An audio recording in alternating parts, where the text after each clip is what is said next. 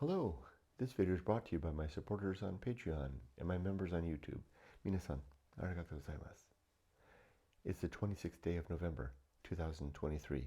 It's a Sunday. My name is Kurt, and this is my daily Good Life meditation, an exercise that I do each and every morning, a little bit after waking up. It's now 4:55 a.m. spot on. I do this to remember my life objectives and principles, those which are outlined in my book, Going Alone, which you can get a copy of from the link down in the video description. I recommend the hardbound edition.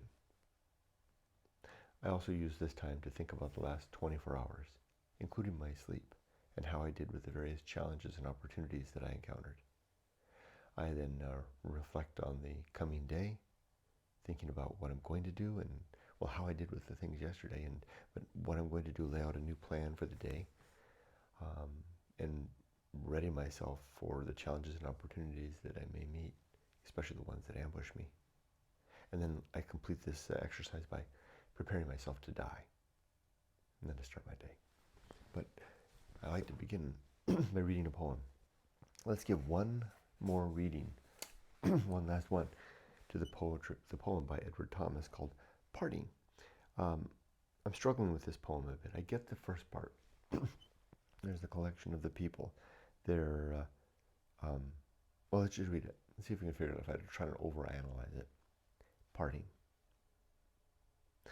The past is a strange land, most strange. Wind blows not there, nor does rain fall. If they do, they cannot hurt at all. Men of all kinds as equals range.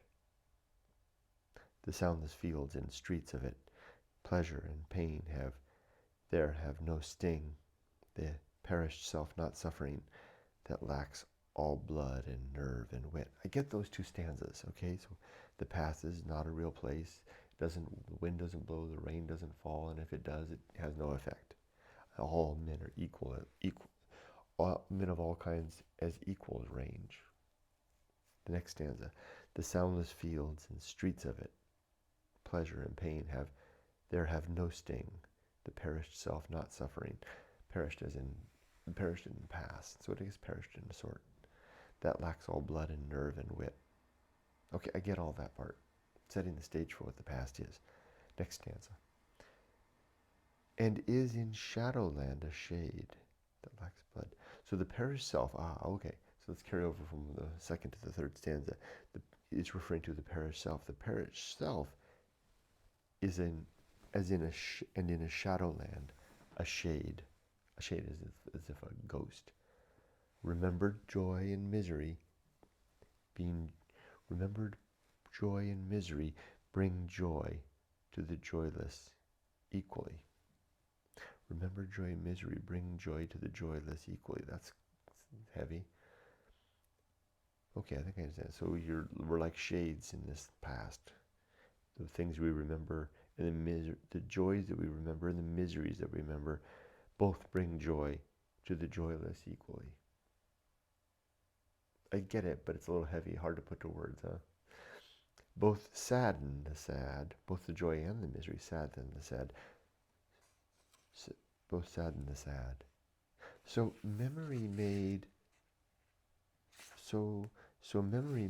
parting today a double pain. Oh, so memory made parting today. So he's talking about parting with someone at that time. So memory made parting today a double pain. First, because it was parting. Next, because the ill it ended vexed and mocked me from the past again. So he's parted with somebody at this point. First he sets the stage for what the past is. Now he's parting with someone, and it's the pain of parting with them now. And the second thing is the ill it ended. So there was some problem that was happening with this person, and now it's going to haunt him from the past. Not what has been remedied had I gone on. Not as what had been remedied had I gone on. Not that, oh no. Not as what had been, so, because I guess they parted on bad terms.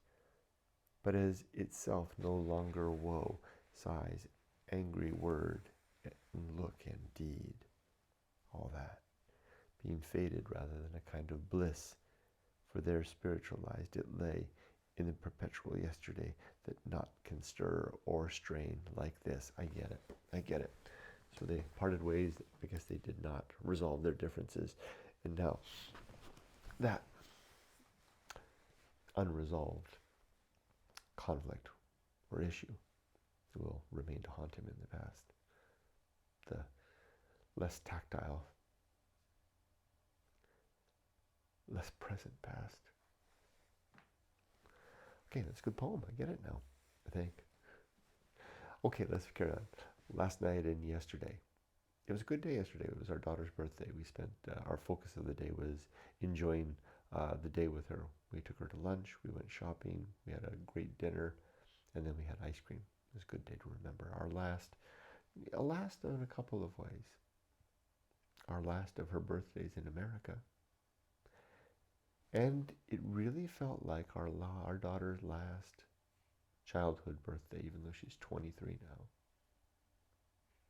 It feels like she's about to pass from that threshold of being her life being our ward under our care to being her own woman and her own life.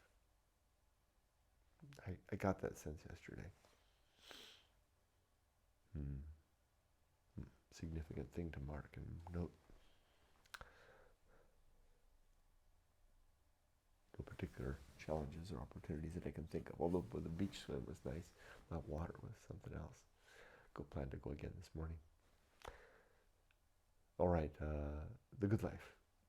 My 8 objectives are to be always ready to die, to make good and effective use of time, to develop and maintain good and sound life principles, to cultivate good emotional reactions, to perform good actions, to recognize true limits and true opportunities, to do just one thing at a time and do that thing slowly and deliberately and carefully, and to keep my balance at all times. Let's see if I can capture numerically the 35 objectives, principles that is. Here we go. Let's see if my pen holds up. War, reason, homunculus, anchor hold, home of good and evil. Purpose, atomic principle, principle of nature, the pirate ride. Maturity, social principle, principle of family. Public speaking, temperance. The risk, life will not go well. The horror show, that which must be born. The feast of Offal. Distraction, agency, and the great indifference. The best seat in the house. The restless man, the path of wildness, the great life adventure. The season of philosophy. Script writing, the bullseye aim, the uphill climb, arena utility. Nothing is enough.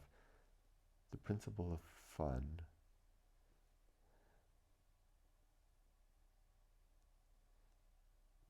And being prepared. 32? I missed 3 somehow?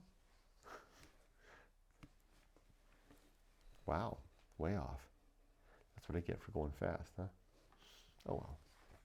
All right, so let's take a look at the list of things for yesterday.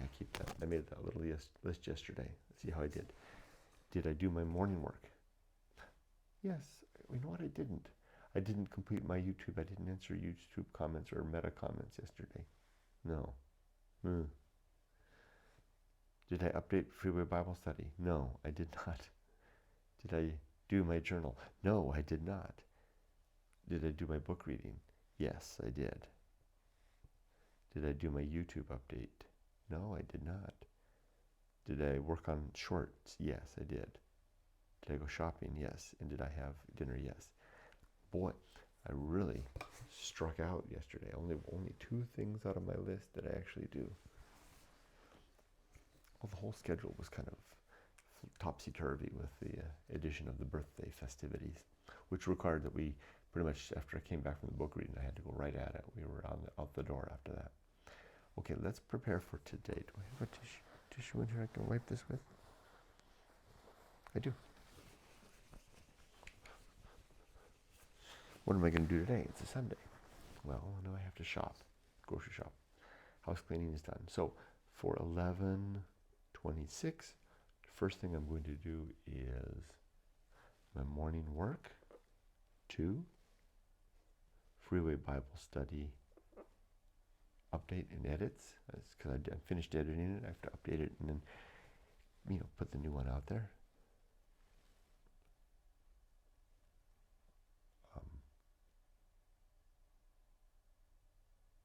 Really should work on that book.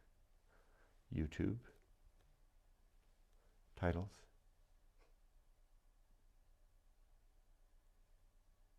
That's it. Oh,